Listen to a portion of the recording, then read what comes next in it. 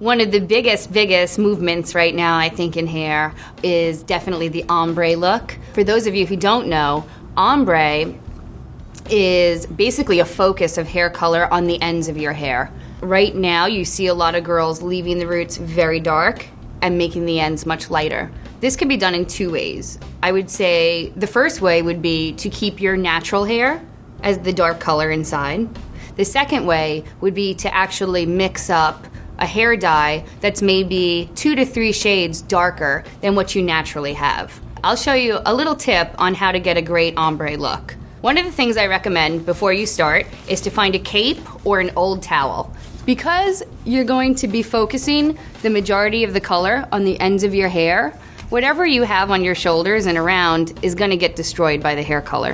One of my tips for getting a great ombre look is to apply tease to the hair. By applying tease to the hair, what you're doing is taking away what would ultimately be a solid line. By teasing the hair, you create all different lengths of hair on the bottom. This way, when you apply your product, it'll be a much softer transition. If you'd like to have a solid line, then you don't tease the hair, and you actually comb it quite straight, and this cape actually comes in handy for that also. So what you would do is you mix up your bleach, and you create a line yourself, and you paint the ends of your hair. That would be one way. The other way, on the side with the tease, I would actually add a little bit more tease, and this is a little bit more fun. I would mix up my bleach, take a handful of bleach, spread it out on my hand, and then actually tease the bottom of the hair with my hands, scrunching like that, almost in the same way you would do like a curl.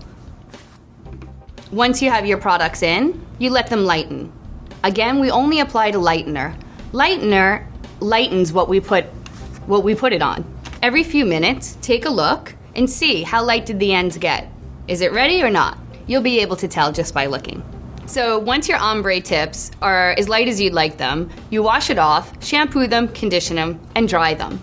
What you'll have is a lighter look on the ends. You can choose to either leave it this color, which often it looks very good, or you can actually choose a hair dye to put on top of them. Sometimes girls right now are doing pinks and blues and purples. That would work by just taking the hair dye, rubbing it right on top of the lightened hair. Again, you can leave it natural and just have a great kind of lightened, summery look.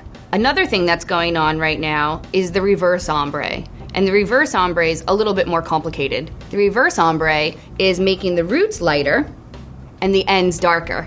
In this case, I highly recommend you see a professional. So whether you choose to do an ombre or a reverse ombre, I think we've got some tips for you to get started.